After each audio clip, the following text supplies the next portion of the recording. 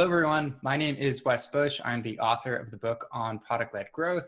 And here I have Ramley, my co-host, and Jeff, who is the head of product marketing at Clearbit. And so we're really excited today to really just dive into how Jeff approaches product marketing, especially in a bunch of different kinds of companies. So he's also had experience working at Envision and also has a lot of experience with sales-led and product-led businesses and what you need to take into consideration when in each of those businesses. So for those that don't know you, Jeff, could you just share a little bit more about your story and how you became the head of product marketing at Clearbit? Sure, and thanks for having me. So Clearbit, I am head of product marketing there, and we are a hybrid model where we have self-serve products as well as sales team driven products. Prior to that, I was at Envision, and I joined there on the product marketing team, which is also a hybrid self-serve and sales-led company. But I was asked by the CMO to take over the revenue number for self-serve upgrades to make sure that it was trending upward. And as well, I had joined the company originally to kind of help out with general product marketing as well as helping the sales team with their efforts. And I learned a lot at Envision, what it's like to kind of choose between the different levers, whether it's the sales-led lever or it's the credit card sales. Prior to that, I was with Reflect. They were acquired by Puppet at about when they were around 11 employees. They started out as self-serve. They had a lot of dreams about just doing credit card sales only. And they found that given the nature of the product, it required kind of more negotiation and cross-department selling. And so they started to move into the sales direction towards the end. Before that was Lytics. It's a customer data platform, and like many customer data platforms, they are sales-led. However, the team there really had a passion for self-serve and wanted to go in that direction. And so there were many experiments around self-serve, but ultimately the nature of the difficulty of implementing the product, any CDP where you're adding a JavaScript tag to the site and you're integrating various marketing tools with different APIs and different reliability around those APIs, and there's different decision makers throughout marketing, product, et cetera, that you're selling to, it made sense to have a salesperson help with that cross-selling. And before that was with Meridian. Meridian was acquired by HP, and we started out a self-serve consumer app. It was a map you would use, a mapping app you would use in various venues like museums and stadiums and so forth. And we ended up pivoting to enterprise sales-led because we were finding that there was more requests from these venues, not to self-serve, but to have help building their own app. And so that was interesting to kind of go the other direction. But we ultimately came back to self-serve later on because one of our major partners, who was the Fortune 500 company, ironically, pushed us in the direction of self-serve because they believed that would help their customers get on board. Interesting. I mean, there's so many things there that I want to unpack right away, but before I dive into everything, can you just take a step back and tell everyone who's listening, like, what is Clearbit, and give us some context around that? Yeah, so Clearbit started about 5 years ago, and our CEO had been an engineer at both Stripe and Twitter, Alex, and he wanted to be able to create a product to help businesses with business data. So we have a couple flagship products we've been selling for a while, such as prospect enrichment, many SaaS startups, everybody ranging from Segment to AdRoll use these products. And it could be the sales team that's using enrichment to fill in extra information in Salesforce about a lead. And so instead of just being Jeff Hardison, it's Jeff Hardison at Clearbit, and they are venture funded and they're this size and so forth. If you're, say, a startup and you're just trying to prospect into new accounts, you can use Prospector for that. So we have these kind of building blocks, these data sources that were both API driven as well as integrations. And we found that some of our savvier customers were building growth engines on top of those data building blocks. And we came out with our new product called X, which is kind of like a MarTech workflow tool that a marketing team can use to be able to do more data-driven marketing with both this third-party business data as well as their own data in Salesforce or on their website. Awesome. And so one of the things you mentioned at the very beginning was owning the self-service revenue number. As someone in product marketing, like, how was that for you? What was that whole experience? Because that's something you don't hear too often for people owning that self-service revenue number. Yeah. Well, So I had worked previously with our CMO at a prior company. And so I think he knew, once he addressed this was something that we kind of needed a tiger team around. He had enough experience working with me, and I had worked in small startups where you kind of just roll up your sleeves and do anything, right? Whether it's owning the number or it's, helping do customer success or what have you.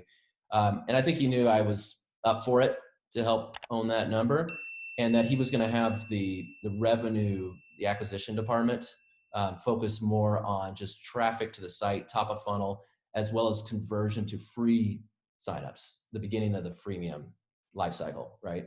And so my responsibility was thinking through how do we get those freemium signups to convert to paid upgrades before they move on to, say, like a salesperson upgrading them to the enterprise plan. It was fantastic in terms of experience, because what I did was I got to look at all the historical data as well as the current data around what causes someone to first go to our site, right?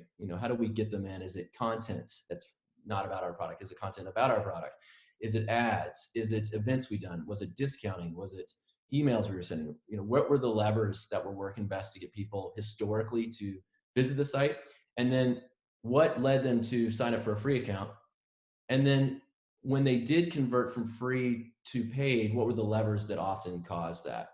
And then what often maybe caused them to not upgrade, right? And then I looked at, at what point does the sales team often jump in? Do they jump in when someone just signs up for free? And they say, oh, wait, this is a great account. We think they'd be great for enterprise. And they leapfrog the whole freemium model. Or do they jump in later when there's a certain amount of kind of critical mass of users in a company that are using the product with credit card sales, and that they could then upgrade them to, say, more of an enterprise model product? And so I really got to look at the data around, for just one particular company, kind of what works, what doesn't, and are there kind of forces at work that are greater than the self-serve model can overcome. Interesting. And so how do you really decide for companies, like, should you have this completely self-service model or have sales kind of lead the whole sales process? So I really like the list of tidal waves that you've written about in a couple different places. One being that product experiences are an essential part of the buying process, and it's not just the product experience is what makes us like the product, but it's also that the product experience needs to be good enough that we're going to want to upgrade it. It needs to do a lot of the selling. And I think that unless your company is dedicated to self-serve, to product-led growth, it's unlikely you're going to be able to rally the troops, the product team, the engineering team, executives, marketing, et cetera, to build a product that has a great enough experience that's going to do that conversion on its own. So I think most companies should start out with product-led growth with this self-serve model. Second, you mentioned that buyers like to self-educate as well. And I think that unless you're doing product-led growth, it's unlikely you're going to take the time as a team to write all that documentation, to write all that help literature, to make the help videos, to really think about in-app messaging to lead somebody along, right? You're probably going to skip that step and go work on something else. It's not always the case. I think one of the keys here is not to generalize, but leading with product-led growth, you're probably going to think about those things sooner than later. And then third, you made that point about startups are more expensive to grow these days. And that, let's say I'm trying to drive to a hand raiser for a demo request for the sales team. That could get very expensive in terms of trade shows and webinars and white papers I'm trying to create and so forth. And that if you can have the product do a lot of the selling, then you can be able to minimize that spend. Now, the caveat here is that if you look at a lot of these successful product-led growth companies, you really look at the books, they're spending a lot of money on advertising. I talked to hundreds of unicorn, and under startup execs as part of my job, and a lot of them are spending a tremendous amount on advertising. So that's the dirty little secret in product-led growth, is that at some point you probably will throw ads at this. I think two other things that are important about product-led growth, or three other things, would be, when you lead with product-led growth, it inspires your product engineering design team to take real ownership of revenue. And a sales-driven culture, oftentimes product-led, the product and design and engineering team maybe can take a back seat to thinking about revenue, right? They'll measure themselves on other types of metrics, and the sales team is really pushing on it, and they're bringing back feedback in terms of what's going to help grow revenue. But when you don't have a sales team to bring back that information, you have to own that as a product team, right? And so you start to get more disciplined about looking at in-app usage data. You know, where are people falling off in the onboarding process? Why aren't they signing up once they visit the site? Why are they churning after a year and not, renewing with their credit card payment? You really have to look at that data because there's no one else to start thinking about that. There's no other sales team or other department that's going to think about that. So I think it makes you more disciplined as a company to be data driven. And then third, every sales team within a product-led growth company that comes later, they will tell you that the leads that come from product-led growth, those freemium leads, are sometimes the best leads to upsell into enterprise plans. It's really hard to go from cold lead to sold versus they've been in freemium, they did some credit card upgrades, and then you say, hey, would you like to have these extra features that are only part of our enterprise plan? So I would say those are kind of the main reasons, right? And these are many things that you already know about. The thing that I want to caution people against, and I'm going to share my screen real quick here. Yep, go for it. Almost every single product-led growth company, many famous ones that have gone public recently, they're touted as PLG. Almost all of them have added a sales team at some point. One of the reasons is this, is that if you look at the self-serve revenue of many companies, there hits a point, maybe it's 20 million, maybe it's 30 million, maybe it's 10 million, where that self-serve revenue for some reason starts to plateau. And it might be that there's just only so much money you can make off of credit card sales. And then if you want to make more money from a company, maybe you have to get purchasing involved, and purchasing might not want to be able to pay with a credit card. They might have to work with a salesperson to pay in another way, right? Or maybe you've sold to one type of job title in a company, one type of persona, but now you want to sell to other types of job titles who don't necessarily like to self-serve. Maybe they like, to have their hands held. Maybe they're purchasing departments, maybe they're legal, what have you. So at some point, a lot of times this self-serve revenue plateaus, and you can beat your head against the wall with it, or you can include another lever, and that is a sales team. And this has happened for a lot of PLG companies, is that at some point, maybe it's 20 million, the sales team is brought on, that company has taken investment from investors. The VCs are like, why don't you just hire a sales team? You've got other execs saying in past companies, we hired a sales team, why aren't we doing this? You can resist it if you want and see if you can, figure a way out. But a lot of companies add that sales team, and they find that while the self-serve revenue starts to go kind of like this, flatten out or goes down, the enterprise revenue starts to go up because that sales team is able to say, with the freemium model, go consolidate. They could go to legal, they could go to purchasing and say, hey, there's all these rogue accounts out there, credit cards and so forth. Wouldn't you like to consolidate? Or you have all of your IP that's in various parts throughout the company. Wouldn't you like to consolidate so you have a better view of all of that? Or we have these extra kind of security offerings that only our enterprise plan has. And so they're able to really sell bigger deals with it.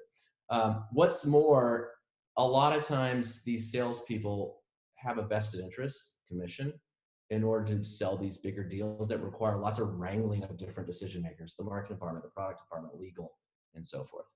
So I would say that you're probably going to want at some point to at least consider it. You don't have to do it. There are some edge cases, but you want to consider it. And I guess, sorry, you go. I'm really curious when you think the companies should start with introducing sales into the organization. You talked about like raising a certain amount of money. Is that it? Is that like when the VC start pressuring you, or should companies be more proactively asking themselves, like, should we start introducing sales into the organization when you start off with self-serve? So I think there's a couple ways to address that one. And let's take when you form the company. I think you have to be really self-aware as a founder when you're just like a couple employees about what kind of product are you selling and what your talents are in terms of making that product led. And then what's the buyer going to be like? So I made this kind of graphic here to show you, like on one axis, you've got difficulty to implement the product, which can be improved with all kinds of product-led growth initiatives, right? Versus another axis is the DIY tech savviness of the buyer. And I took some different products I've worked on, throughout my work history. Let's take like a workflow tool, like a prototyping tool, like with Envision. The DIY tech savviness could range. You could have a designer that is really good at implementing something on their own and be fine. You might have a marketer though that wants to do some wireframing that isn't that savvy and they want their hand held, right? So it can be somewhere low end of need for tech savviness versus the medium end. But let's take something like an SDK, okay? Like a mapping SDK. The DIY tech savviness of the buyer to really do custom work with that SDK is going to need to be pretty high. And the difficulty to implement is a little bit greater than medium, right? Or let's take something like MarTech, like a customer data platform. A customer data platform, like if it's an email service provider tool, like say like Campaign Monitor, pretty easy to implement, right? I can do that self-serve all day.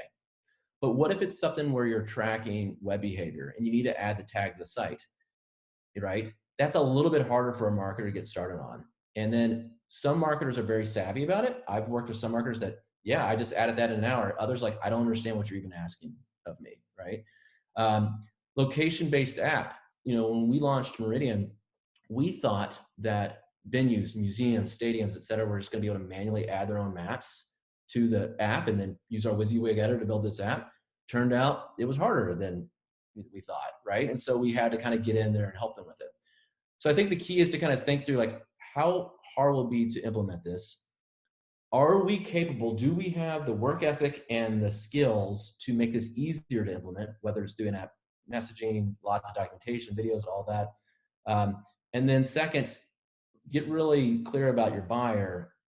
Is the buyer going to be tech savvy in general, or will there be only edge cases where they're tech savvy? And how do you really set that expectation up? So I'll give you a little bit of context. So I was talking to the CPO at grow.com, and I love his spaghetti analogy because it's essentially a lot of companies, whenever they're promising people things, they will say, we have hot, ready spaghetti. And that's what they're promising people. But then let's say they sign up for your SaaS app, and now they figure out, whenever they sit down for their spaghetti, the waiter goes and shows them the kitchen. They're like, here's the ingredients. You got to, mix it all together, and then you can get your spaghetti. So there's like this big gap in what people expect versus what they get. And so with product marketing, like, how do you really help people understand what they're getting into? Like if it's an SDK, I'm with you. I don't understand even where to start. But if it's an email tool, I can totally do that. Self-service. Right. Are you saying how do we help a startup founder, or how would I help a customer? Yeah, potential buyer. Just understand the expectation around how difficult it will be to implement. If I'm using product-led growth, if I were doing, let's just take like MarTech with a JS tag, okay? Nearly all of the customer data platforms, and I think there's like 200 of them, have a sales team. The one that has been successful without a huge sales team to start was Segment, right? And Segment is kind of the famous example that a lot of engineering departments in these customer data platforms look up to. They're like, well, Segment can do it, why can't we do it? Well, Segment, they really opted to focus on more technically savvy customers to start and developers to start. Whereas a lot of these other CDPs out there focused on more of the kind of lay person level, kind of marketing person. Could be somebody who runs email campaigns, ad campaigns, et cetera, that might not have the tech savviness to add the JS tag to the site. So I think what Segment did that was really smart was that they focused. So I think if you're going to do product-led growth and not have a sales team, you can't be an unfocused company. You can't just say like, we're going to go after everybody and tell the investors that story. You're going to need to really say like, we're only going to try to go after either early adopter DIY type, technically savvy, like growth marketers, and or software developers who are maybe using this in product, right? And so for those folks, I think you can just be very upfront and have more of a technical sale on your site, technical value propositions, and kind of start to segment people out of your product and say like, hey, you're really going to need to be able to, add this JS tag to your site, and here's the developer documentation around it, and don't oversell to try to get people to sign up that aren't technically savvy enough. I don't know if that answers your question or not. Oh, it definitely does. And I think it's really interesting to just look at any product. And if you really can make it easier for someone to implement, you can also grow your total addressable market, because it is just the barrier for people to even get in and see value is so much lower. And so I think if you look at any disruptive company, there really are growing that total addressable market. I remember there was another podcast interview with Shopify CEO, and that was exactly what they did. They didn't invest in this company, one investor, because they're like, the total addressable market is way too small. But they didn't realize that a company like Shopify was just making it easier for so many people to actually sell online. So I think it's so interesting what you just mentioned about understanding how difficult is it to implement your product, because it really has such a big impact on your business, who you're going to go after, potential customers, and so many of those things. And so I'm really curious. So how do you go about making your product easier for people to implement? So let me think of an example from real life here. I think some products are harder to make easy to implement than others. And I think that's where that self-awareness comes in, right? So there are just some products that there's going to be more inherent friction in deploying it. So for example, I don't know if I can make it much easier to add Wi-Fi access points to a building and test all that to see if they're working well. Like, I've seen extremely talented networking engineers working for large venues have challenged this and need to bring in a specialist to figure it out, right? And so for that, it's going to be really tough to like ever avoid, Cisco and Aruba and all them. It'll be very difficult for those companies to ever avoid having sales engineers and salespeople and solution experts and so forth. However, let's take something like MarTech. Well, one thing you can do is, in order to first get traction, is not to have an offering that requires anything difficult, right? So you can focus. It's back to the whole notion of focus. And so maybe like instead of starting with a product that requires adding a JavaScript tag to the site, maybe you start with some type of simple workflow tool like sending emails or easier implementation of Facebook ads, something like that, but it doesn't take into account any behavioral data from the website, right? And I'm starting to get into the weeds about all these different products, I realize, but I think it's easier to kind of give specific examples. And then later add on something like that requires someone to add the JS tag to their site. But maybe instead of requiring them to add the JS tag to the site, you go get a partnership with Google Tag Manager, where your JS tag is already built inherently into Google Tag Manager, and it's just touch a button and it goes into on your site, right? So I think you have to just kind of really think through, is our vision of conquering the world and being all things to all people, is that too far reaching for product-led growth today? And can we evolve into that? And the challenge with this is that it oftentimes runs counter to what investors want from you, right? Investors want to know that you will quickly, oftentimes, be all things to all people and capture different segments of the market. And I think there's a trend moving in the direction of, if you want to do true product-led growth, you've got to start small and offer things to your customers that don't require a lot of technical savviness to implement. And if they do require technical savviness to implement, you're going to need to work really hard, nights and weekends probably, in addition to your full-time job, on writing documentation, on thinking through onboarding tools, help videos, and so forth.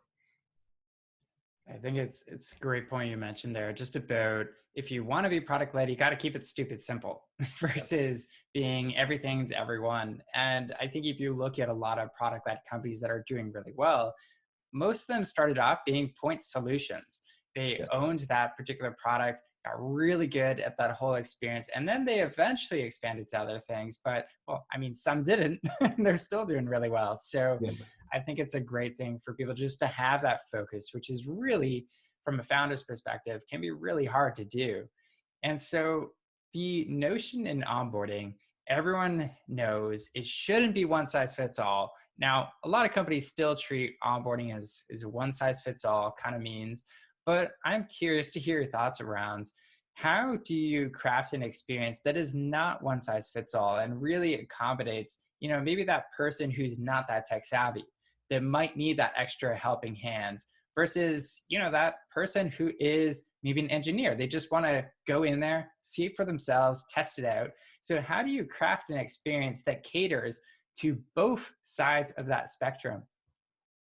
You know, for decades, companies have preached the importance of user research, talking to your customers, interviewing them about how they like to onboard, how they like to be trained. But it was one thing that a lot of companies slacked at for a long time.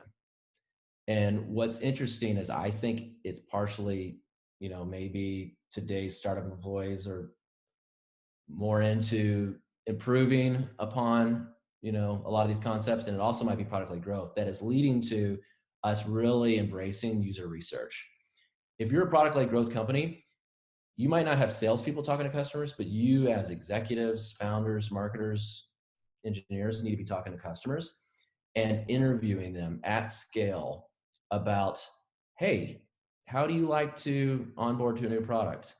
Do you like to read documentation? Do you like to watch videos? Do you like to talk to somebody? And really collect all that data to get a sense for what is your chief personas and what's their learning style. Even in product-led growth companies, I've seen a lot of companies, if they don't do user research, just to assume because how they are, they'll say, well, me as a designer, I like to read documentation. Well, that doesn't mean this other designer likes to read documentation. They might like to watch videos, or they might like to talk to a customer success rep, right? And without that user research, you will never have the data to tell you how to really improve your onboarding.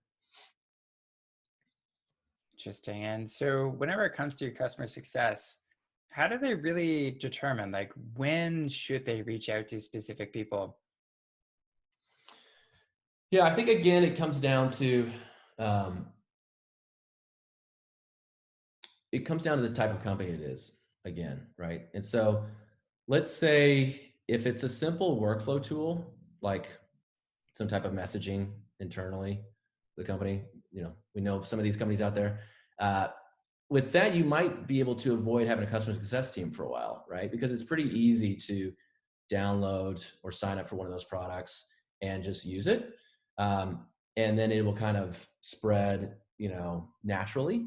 But if it's something like a, MarTech tool that's requiring the JS tag, you really need to look at the data and don't assume and say, where are we seeing that people are falling off? Well, we're noticing that they sign up for a product and they are going to the section of our site that allows them to add the JS tag, but they're not converting. The tag's not getting implemented. We're seeing that we're not collecting data. So something is breaking down here. Either we need to do some type of, help tools within product. Maybe it's a video that teaches you how to add a JS tag. Complement that with, some type of written documentation for the readers out there. Or let's get on the phone and talk to these folks and find out like what's really going on. And so I think that's what happened with a lot of MarTech companies is they found that the buyer was not very technically savvy. They weren't the web developer on the team. And the web developer was too busy to help them.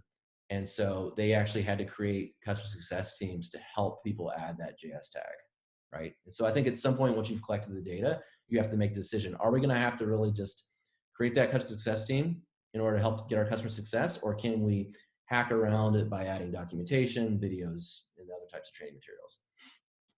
Interesting. And so I'm curious, you've been at this for a while now. What is one thing you wish you knew, looking back at all the years, when it comes to building that self-service model and learning how to turn those users into paying customers? Like, what's something you wish you knew that might even seem obvious to you now, but you didn't know it when you started out?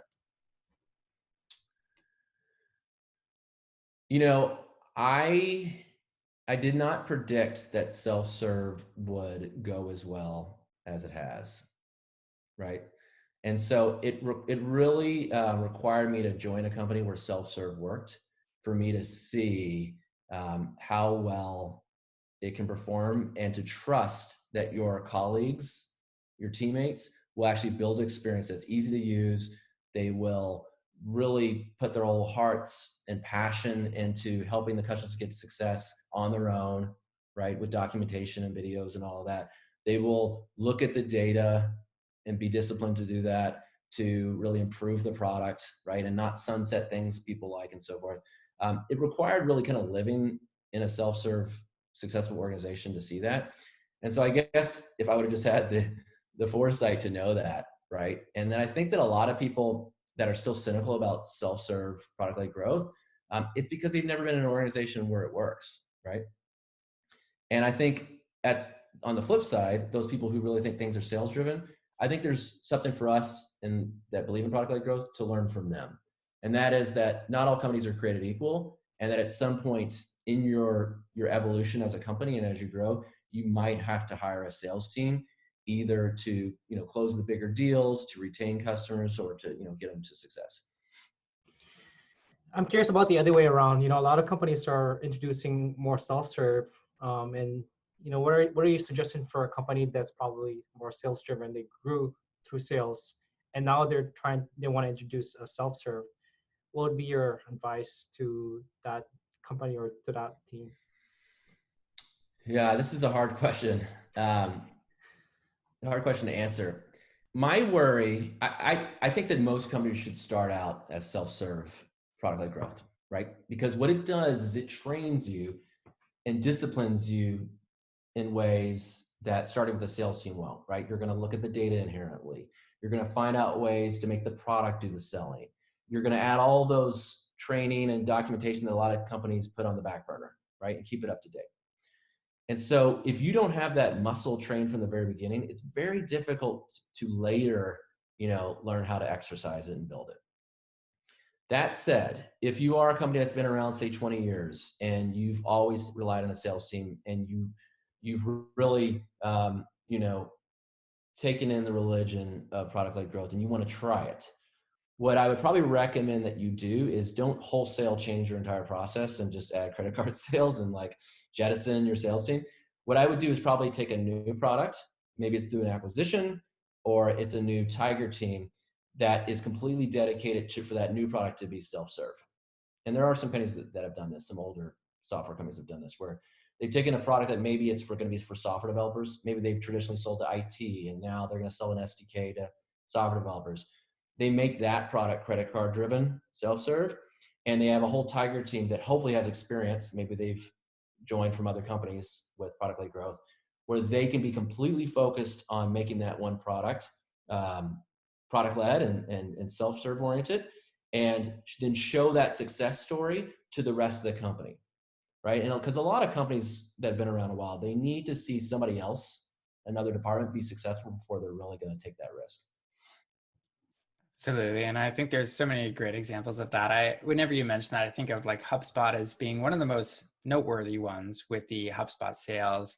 They launched that freemium, and then they got to see the success and apply it to other areas of the business. So I think that if you are a bigger company, what you just recommended is really smart, because you don't have to make this huge launch all at once. And one other thing I've seen other companies do, which any company listening can apply super easily, and it's just A/B testing tools. If you want to try product-led growth out, you don't have to change your whole website and launch this all one day and be product-led. You could literally show whether it's a free trial or a freemium model and test it out on 1% of your website visitors and just see how it goes. That way you don't have to build a massive team right away. You can sort of test it out on a small sample of people, get your hands dirty, see how it works, see how you can improve, and then start going from maybe 1% to 2% to 3% and building that team over a longer period of time. So I don't think that it has to be cold turkey or product-led. Like you said, don't have to jettison the sales team in day one of product-led growth. I completely agree with you. And that would be something, if you're going to go, any company right now should steal the playbook from product-led growth companies by testing more, right? And that what's gotten us in trouble historically as an industry is that we just make a decision. It's just highest paid person in the room or whatever says, we're going to have a sales team, or we're going to be product led, right?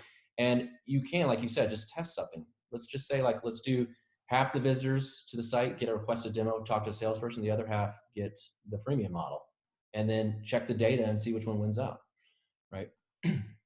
And I guess on that note too, like how has your testing process evolved over the years to really make sure that you're always testing and really learning from your customers? Yeah, I would say that, I mean, I've always tested just because I liked science, but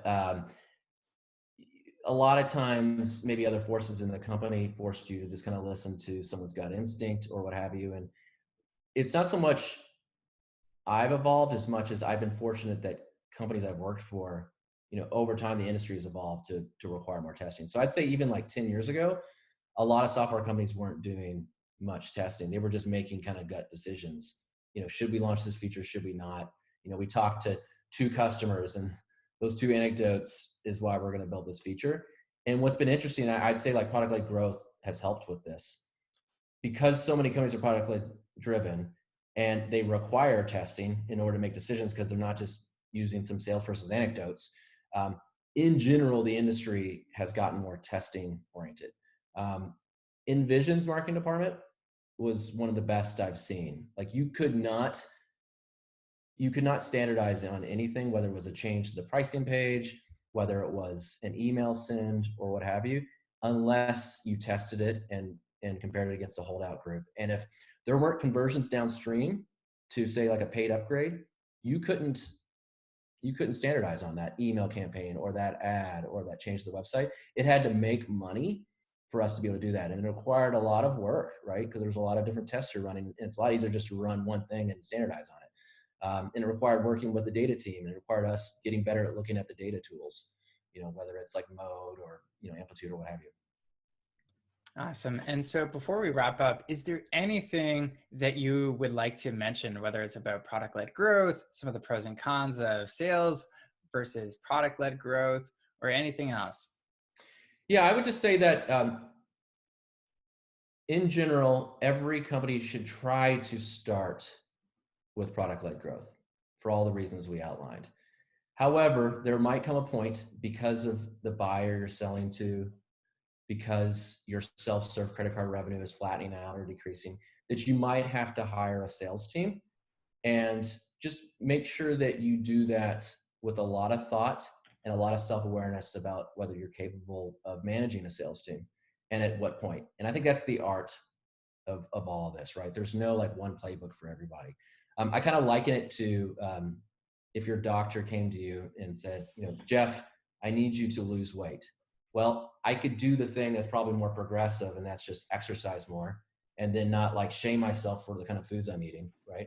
Or if I don't like exercising, I could take, I could just starve myself or eat less and maybe lose weight. I see like product-led growth is kind of like the exercise approach, right? Whereas like the sales team is kind of like the dieting approach. And that really at some point you're probably going to do both, right? And at different points in your life, you'll try different things. And not to really feel bad about taking one path, but just to be open-minded to both, and that, different companies are different. I love that approach, and a nice analogy of framing it, because you need both things to really make it work. Eventually, yeah. Perfect. And so Jeff, where can people find out more about you and the work you're doing? Yeah, so I'm on Twitter, JS Hardison, also on LinkedIn, probably one of the few Jeff Hardisons at Clearbit. Those are probably the best places. Feel free to reach out and connect. Awesome. Well, thank you so much, Jeff, for coming on the podcast. This has been a blast chatting with you. And if anyone wants to learn more about Jeff, make sure to check him out on LinkedIn. And thanks again. Thank you. Great talking to you all. All right, Jeff. Bye.